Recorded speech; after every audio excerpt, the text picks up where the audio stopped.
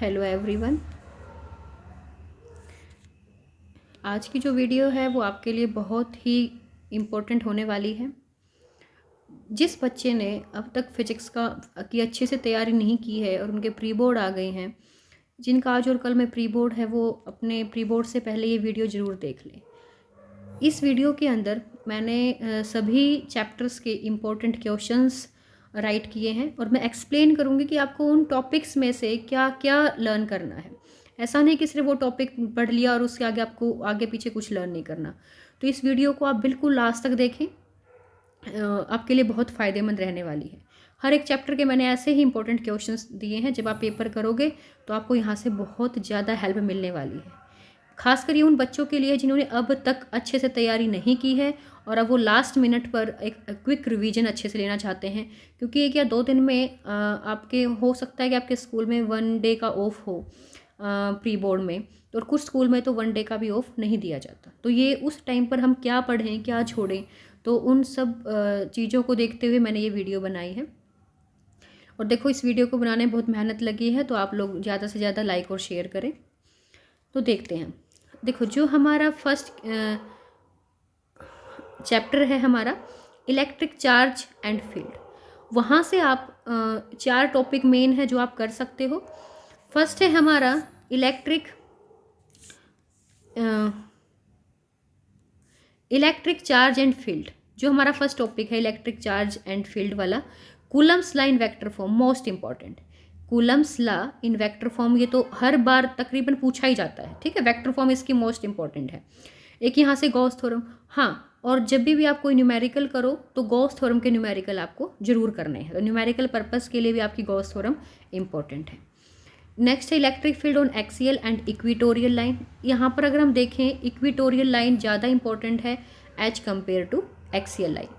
और यहाँ पर जब भी आप ये टॉपिक करें तो आपको इनके जो लास्ट में फॉर्मूले आते हैं वो आपको रटे हुए होने चाहिए। क्या होता है कि उन फॉर्मूले पर 1 या 2 मार्क्स का न्यूमेरिकल पूछ लिया जाता है, ठीक है ना। 1 या 2 मार्क्स में न्यूमेरिकल हमसे पूछ लिया जाता है फॉर्मूले के बेस्ड। हो सकता है इसका डेरिवेशन ना आए और आपके पेपर में जस्ट फॉर्मूले के बेस्ड पर क्या हो, न्यूमेरिकल हो। नेक्स्ट, टॉर्क एक्सपीरियंस्ड बाय अ डाइपोल इन इलेक्ट्रिक फील्ड। मैं इस पे जितने भी स्टार लगाऊँ ना उतने ही कम होंगे, इतना इंपॉर्टेंट है। Torque is equal to p e sine theta, और P क्या है आपका, dipole moment Q into 2a। यहाँ से एक और मोस्ट इम्पॉर्टेंट क्वेश्चन है। वो मोस्ट इम्पॉर्टेंट क्वेश्चन यहाँ से क्या बनता है कि जब हम यूनिफॉर्म फील्ड में रखते हैं तो जो आपका डाइपोल होगा वो सिर्फ और सिर्फ टॉर्क को एक्सपीरियंस करेगा। किसको एक्सपीरियंस करेगा, टॉर्क को। अगर आपका फील्ड नॉन यूनिफॉर्म है, कैसा है, नॉन यूनिफॉर्म है, तो वहाँ पर फोर्स एंड टॉर्क दोनों आएंगे। क्लियर हुई बात। जब आपका फोर्स यूनिफॉर्म होगा तो सिर्फ टॉर्क एक्सपीरियंस करेगा आपका डाइपोल, अगर नॉन यूनिफॉर्म होगा तो फोर्स एंड टॉर्क दोनों चीज़ें एक्सपीरियंस करेगा। Hope all the things will be clear to you. तो ये आपके जो टॉपिक्स हैं वो आप कर सकते हैं from chapter 1। Same here from chapter 2, properties of equipotential surface. देखो, यहाँ पर हमने पढ़ी है प्रॉपर्टीज़। प्रॉपर्टीज़ क्यों इंपॉर्टेंट है, कई बार जो प्रॉपर्टीज़ का जो क्वेश्चन है ना वो आपसे पूछ लिया जाता है 1 मार्क्स में भी। आपको 3 या 4 प्रॉपर्टी दे देंगे, आपसे पूछ लेंगे which one is the property of equipotential surface, या आपसे पूछ लिया जाएगा which one is not the property of equipotential surface, कि इनमें से कौन सी इक्विपोटेंशियल सरफेस की प्रॉपर्टी है, कौन सी नहीं है। तो यहाँ से भी इस तरीके से भी आपसे क्वेश्चन पूछा जा सकता है, ठीक है। नेक्स्ट है electrical capacitance of a parallel plate capacitor, कि हमें इलेक्ट्रिकल कैपेसिटेंस पढ़ना है किस चीज़ के लिए, पैरेलल प्लेट कैपेसिटर के लिए, ये वाला है ना। इसके लिए क्या वैल्यू आती है, C is equal to A epsilon naught by D, यही वैल्यू आती है ना हमारी। तो ये वाला एक्सप्रेशन बहुत इंपॉर्टेंट है। फिर हमें क्या करना है, कि हमने इसके अंदर क्या इंट्रोड्यूस कर दी, डाइलेक्ट्रिक स्लैब इंट्रोड्यूस कर दी, तो हमारा जो कैपेसिटेंस है वो क्या हो जाती है, के ऑफ सी नॉट। तो that is most important. Thin slab करोगे या जितनी इसकी थिकनेस है टी को डी इक्वल पुट करोगे तो वो वाला एक्सप्रेशन बनता है यहाँ पे। तो मोस्ट इम्पॉर्टेंट एक्सप्रेशन है हमारा यहाँ पे energy due to an system of charges, जो हमने किया था ना, you is equal to -1/4πε0 Q1 Q2/R। तो जो ये वाला फॉर्मूला है हमारा एन सिस्टम ऑफ चार्जेस के लिए, वो बहुत ही इम्पोर्टेंट है, वो आपको एक्सप्रेशन कर लेना। नेक्स्ट है करंट इलेक्ट्रिसिटी। करंट इलेक्ट्रिसिटी में आपको ड्रिफ्ट वेलोसिटी, रेसिस्टिविटी, डिपेंडेंस और रिलैक्सेशन टाइम। देखो यहाँ पर जो रेसिस्टिव, डिपेंडेंस और रिलैक्सेशन टाइम है वो आप मैंने एक वीडियो भी बनाई थी अभी 2 और 3 डेज़ पहले ही, जिसमें मैंने रेसिस्टिविटी को एक्सप्लेन किया था कंडक्टर्स की, सेमी कंडक्टर्स की और इंसुलेटर्स की कंडक्टिविटी को अलग अलग से मैंने एक्सप्लेन किया था। बहुत ही इम्पॉर्टेंट है। और आपको एक यहाँ से ये चीज़ भी याद रखनी है, जो रेसिस्टेंस है वो डायरेक्टली प्रोपोर्शनल है लेंथ के और इन्वर्सली प्रोपोर्शनल है हमारे एरिया के। और जब यहाँ पर हम कांस्टेंट का यूज करते हैं दैट इज रो, L/A, ठीक है ना, तो वो कांस्टेंट हमारा L/A है। तो इस रो को ही क्या कहते हैं हम, रेसिस्टिविटी। और यहाँ पर और दूसरी बात इम्पोर्टेंट क्या है, जो ये रेसिस्टेंस है वो डिपेंड करता है हमारा लेंथ और एरिया पे, बट जो रेसिस्टिविटी है वो इंडिपेंडेंट है। रेसिस्टिविटी क्या रहेगी, independent. Resistivity is independent on length and area. ये इंडिपेंडेंट है लेंथ और एरिया पे। तो ये किस चीज़ पे डिपेंड करेगी, ये एक तो नेचर ऑफ मटेरियल पे करती है, ठीक है ना, ये हमारे मटेरियल कौन सा लिया है, आयरन है, एल्यूमिनियम है, कॉपर है, तो ये नेचर ऑफ मटेरियल के ऊपर डिपेंड करती है आपकी रेसिस्टिविटी। ये आपके लेंथ डायमेंशंस के ऊपर रेसिस्टिविटी डिपेंड नहीं करती, डायमेंशंस पे डिपेंड करता है आपका रेसिस्टेंस। तो ये आपको यहाँ से इस चीज़ को आपको समझना है। यहाँ से बहुत बार न्यूमेरिकल आपसे पूछ लिए जाते हैं। तो और नेक्स्ट है आपका किरचॉफ लॉ।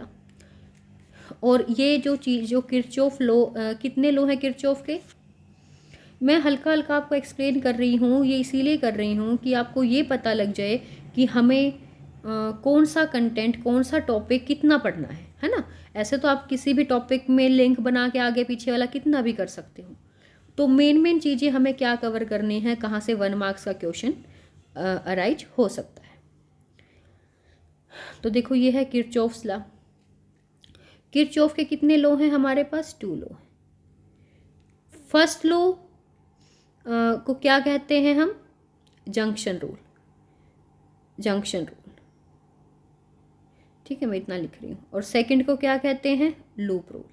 ये हमारा किसके ऊपर बेस्ड होता है, कंजर्वेशन ऑफ चार्ज पे।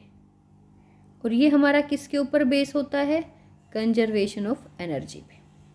तो ये दोनों चीज़ें आपको याद रखनी है। 2 लॉ हैं, पहले को जंक्शन रूल कहेंगे, दूसरे को लूप रूल कहेंगे। फर्स्ट हमारा डिपेंड बेस होगा कंजर्वेशन ऑफ चार्ज पे, सेकंड हमारा बेस होगा कंजर्वेशन ऑफ एनर्जी पे,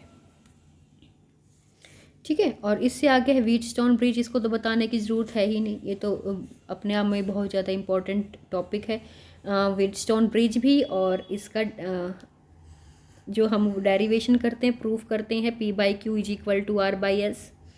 जो ये हमारा टॉपिक रहेगा, ये आपका न्यूमेरिकल्स के लिए भी इम्पोर्टेंट है। व्हीटस्टोन ब्रिज आपका यूज होता है P/Q is equal to R/S। Numericals भी इसके ऊपर आ जाते हैं।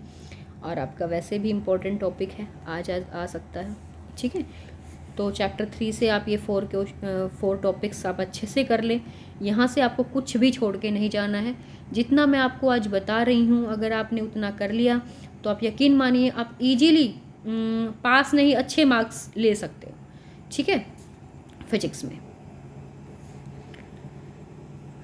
नेक्स्ट देखिए, मूविंग चार्जेस एंड मैग्नेटिज्म, कि मूविंग चार्जेज और मैग्नेटिज्म चैप्टर से हमें क्या क्या करना है।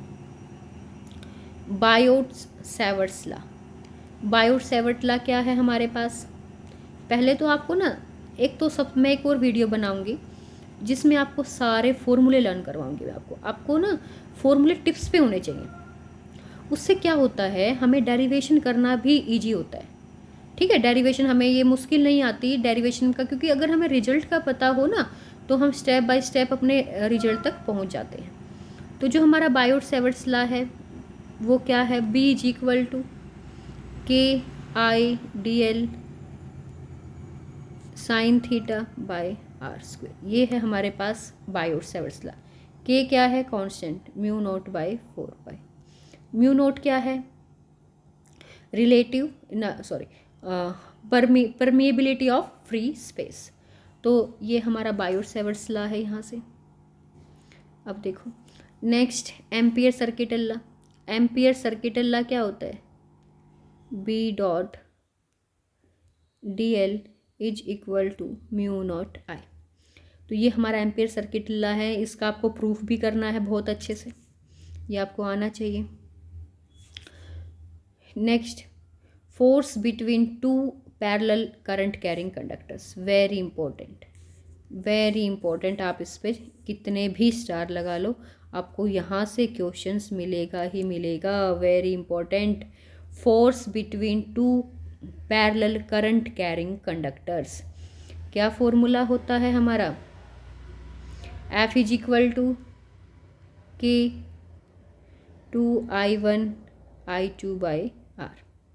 ये फोर्स किसको रिप्रेजेंट करता है, फोर्स पर यूनिट लेंथ को, ठीक है ना। ये F by l 2I1 I2 by are,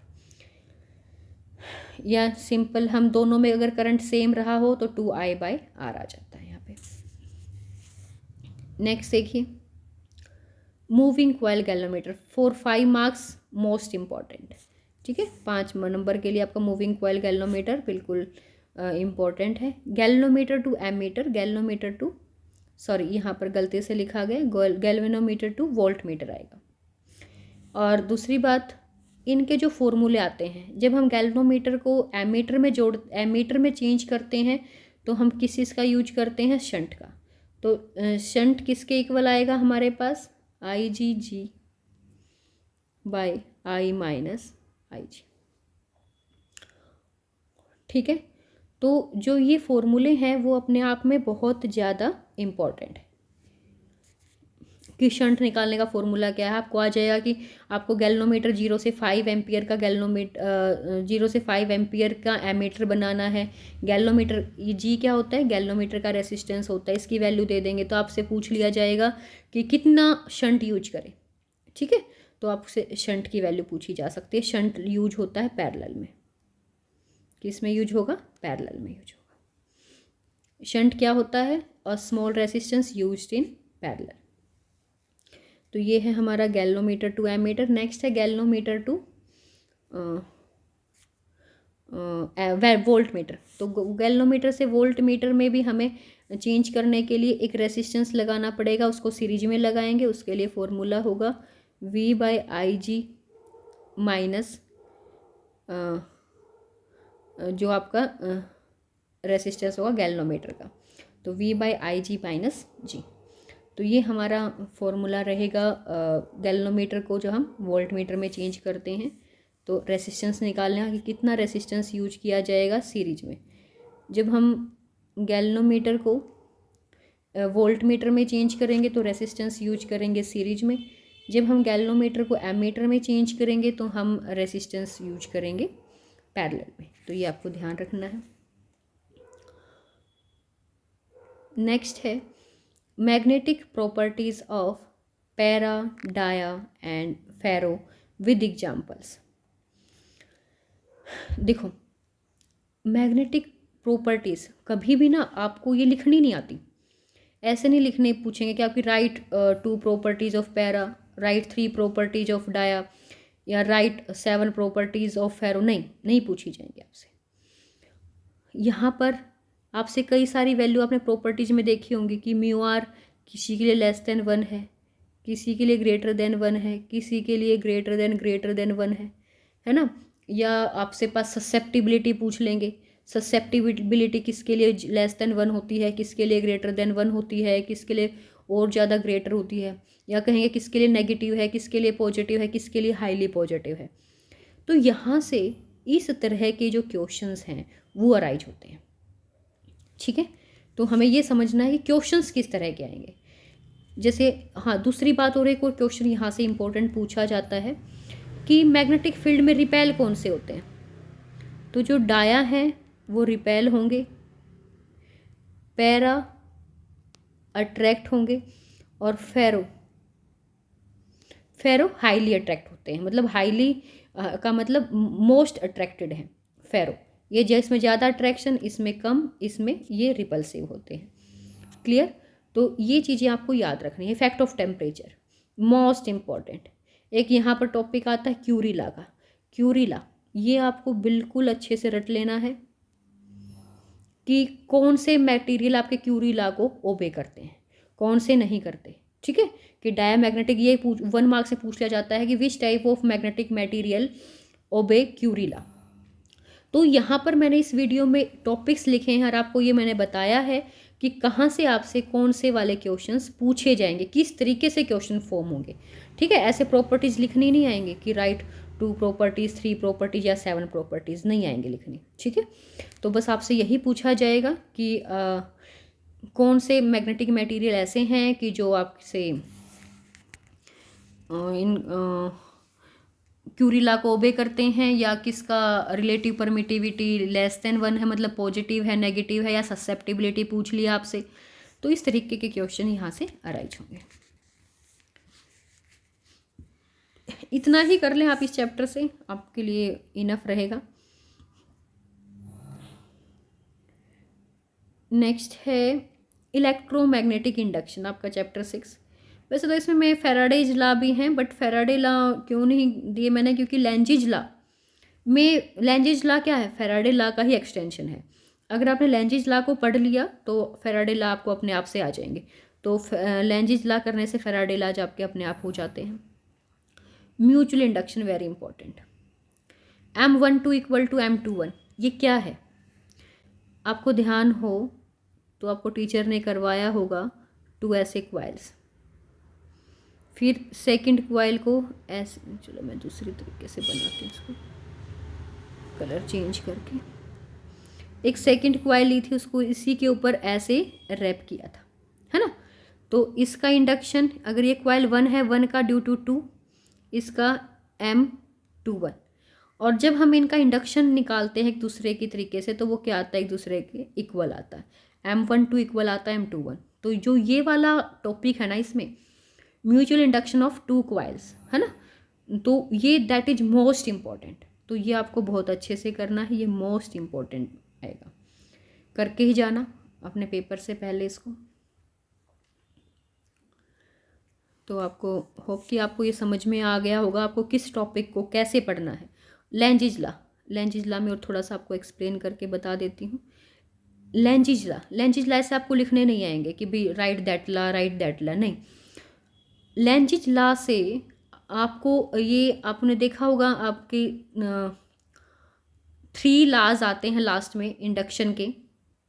first law क्या कहता है, सेकंड लॉ क्या कहता है, third, E is equal to -dφ/dt, ठीक है।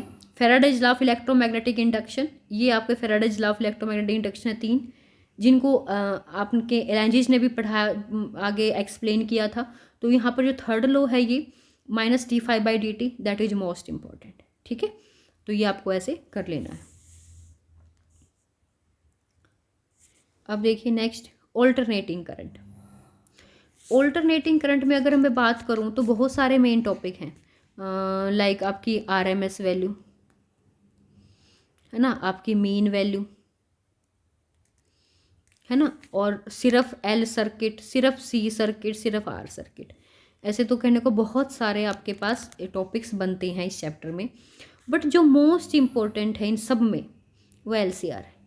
ठीक है, मैं मतलब ये चाहती हूँ कि मैंने वो टॉपिक दिए हैं कि जहाँ से आपको क्वेश्चंस मिलने की 99% उम्मीद है।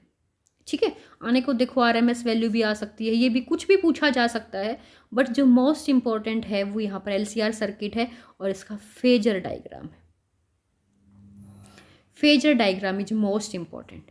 और आपको इन सब में ये तो पता ही होना चाहिए कि किसके अंदर आपका जो करंट है वो आगे है या पीछे है।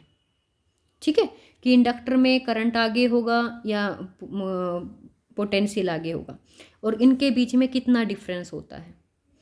ये तो सब आपको सभी सर्किट्स का, इंडक्टर का, कैपेसिटर का, रेसिस्टर्स का पता होना चाहिए।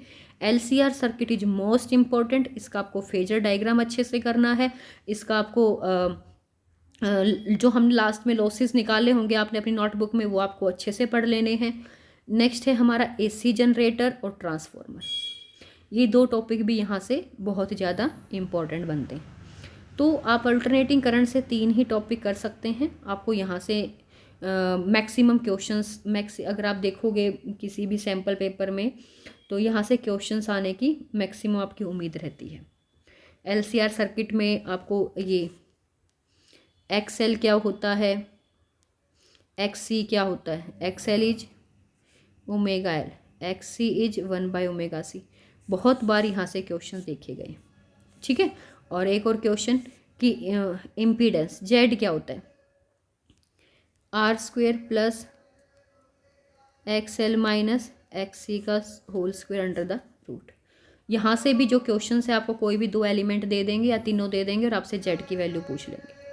बहुत बार क्वेश्चन यहाँ से आया है। ठीक है, तो ये कुछ क्वेश्चंस थे जो मैंने आपके साथ आज डिस्कस किए इस लेक्चर में। आपके प्री बोर्ड के लिए ये बहुत ही फ़ायदेमंद रहेंगे, प्री बोर्ड क्या फाइनल के लिए भी। बट अभी मैंने ये वीडियो बनाई है आपके प्री बोर्ड्स को ध्यान में रखते हुए, क्योंकि सभी स्कूल्स में प्री बोर्ड्स लिए जा रहे हैं और प्री बोर्ड्स में बच्चे सारा सिलेबस नहीं पढ़ पाते हैं, तो वो कितना पढ़ें। ठीक है ना, तो उस चीज़ के लिए मैंने आपके लिए वीडियो बनाई है। अगर आपको अच्छी लगी हो तो आप kindly like, subscribe and share. Thank you.